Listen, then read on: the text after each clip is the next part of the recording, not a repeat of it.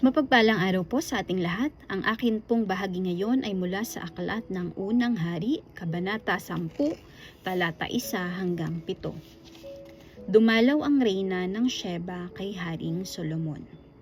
Nang marinig ng reyna ng Sheba ang pagiging tanyag ni Solomon na nakapagbigay ng karangalan sa Panginoon, pumunta siya kay Solomon para subukin ang karunungan nito sa pamamagitan ng mahihirap na tanong. Dumating siya sa Jerusalem na kasama ang marami niyang tauhan at may dala siyang mga kamelyo na kargado ng mga regalo ng mga pampalasa. Napakaraming ginto at mamahaling mga bato. Nang makita niya si Solomon, itinanong niya rito ang lahat ng gusto niyang itanong. Sinagot ni Solomon ang lahat ng tanong niya at walang anumang bagay ang hindi niya naipaliwanag sa kanya. Nang mapatunayan ng reyna ng Sheba ang karunungan ni Solomon at nang makita niya ang ganda ng palasyo na ipinatayo nito, hindi siya makapaniwala. Ganoon din nang makita niya ang pagkain sa mesa ng hari, ang pamamahala ng kanyang mga opisyal, ang paglilingkod ng mga utusan na may magagandang uniforme, ang mga tagasilbi ng kanyang inumin at ang mga handog na sinunog na inialay nito sa templo ng Panginoon. Sinabi niya sa hari, "Totoo nga ang nabalitaan ko sa aking bansa tungkol sa iyong mga gawa at karunungan. Hindi ako naniniwala hanggang sa pumunta ako rito at nakita ko mismo. Ang totoo, wala sa kalahati ng nabalitaan ko tungkol sa inyo ang nakita ko. Ang karunungan at kayamanan niyo ay higit pa kaysa sa narinig ko." Ito ang salita ng Diyos. Amen. Magandang araw po sa ating lahat. Muli niyo po akong samahan sa pagbabahagi ko ng salita ng Diyos. Sinasabi po dito sa unang aklat ng mga hari, Kabanata 10, versikulo 8 hanggang 14. Mapalad ang inyong mga asawa. Mapalad ang inyong mga tauhan sapagkat lagi nilang naririnig ang inyong karunungan. Purihin si Yahweh, ang inyong Diyos na nagpala sa inyo at nagpaluklok sa trono ng Israel. Dahil sa walang katapusang pag-ibig ni Yahweh sa Israel, ginawa niya kayong hari upang mamahala dito at magpairal ng katarungan.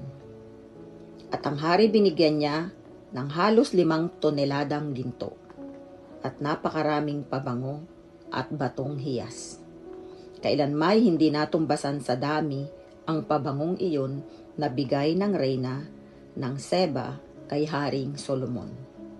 Bukod dito, ang mga barko ni Hiram na nagdadala ng ginto buhat sa Ophir ay may dala ring mga batong hiyas at napakaraming kahoy na algum. Ito ang kahoy na ginamit sa mga upuan, sa templo at sa palasyo ng hari at sa mga lira at alpa ng mga manunugtog. Wala na uling dumating o nakita pang kahoy na tulad nito mula noon hanggang ngayon. Ipinagkaloob naman ng Haring Solomon sa reyna ng Sheba ang bawat maibigan nito.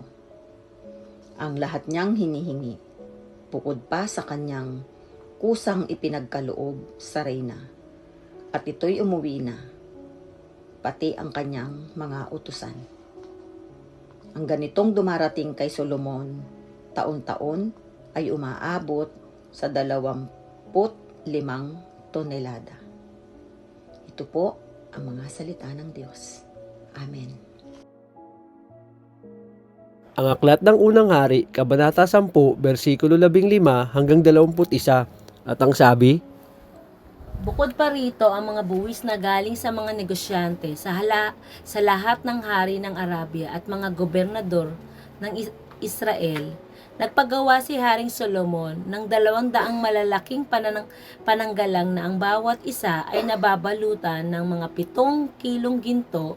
Nagpagawa rin siya ng 300 maliliit na pananggalang na ang bawat isa ay nababalutan din ng ginto na mga 3.5 kilo.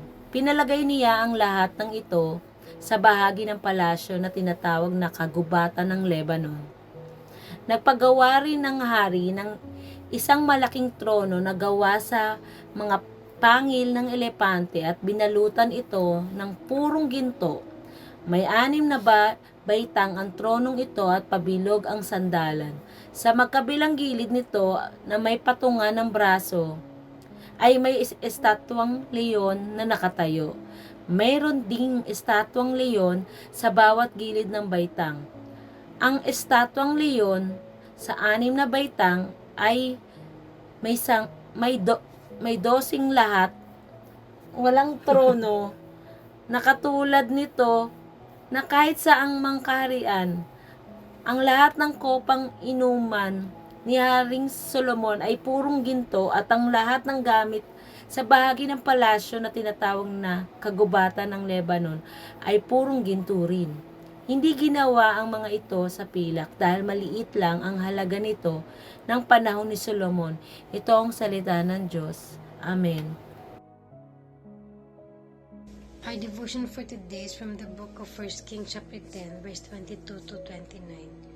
Sapagkat ang hari ay mayroon sa dagat ng mga sasakyan na yari sa Tarsis na kasama mga sasakyang dagat ni Hiram, minsan sa bawat 3 taon ay nanggagaling ang mga sasakyang dagat na yari sa Tarsis, nagdadala ng ginto at pilak at garing at ang mga unggoy at ang mga paborian. Sa gayoy, ang Haring Salomon ay humigit sa lahat ng mga hari sa lupa sa kayamanan at sa karunungan. At hinanap ng buong lupa ang harapan ni Salomon upang makinig ng kanyang karunungan na nilagay ng Diyos sa kanyang puso. At sila nagsipadala bawat isa sa kanya-kanyang kaloob ng mga sisidlang pilak at ang mga sisidlang ginto at damit at sandata at ang mga espesiya, mga kabayo at mga mula na sa gayon taon-taon. At pinisa ni Salomon ang mga karo at ang mga ngabayo at siya'y may 1,400 karo at 12,000 mga ngabayo na kanyang inilagay sa mga bayan ng mga karo at sa kasama na hari na sa Jerusalem. At ginawa ng hari na maging gaya ng mga bato ang pilak sa Jerusalem at ang mga sedro ay ginawa niya maging gaya ng mga puno ng sikomoro na nasa mababang lupa dahil sa kasaganaan. At ang mga kabayo na tinangkilik ni Salomon ay nilabas sa Ehipto, at ang mga ngalakal ng hari ay nagsitanggap ng kawan ng mga yaon, bawat kawan ay sa halaga. At kanilang isinusampa at inilabas sa Ehipto ang 1 karo sa halagang 600 siklong pilak, at ang 1 kabayo ay sa 150, at gayon sa lahat ng mga hari ng mga Hiteo at sa mga hari sa Syria ay kanilang inilabas sa pamamagitan nila. This is the word of God. Amen.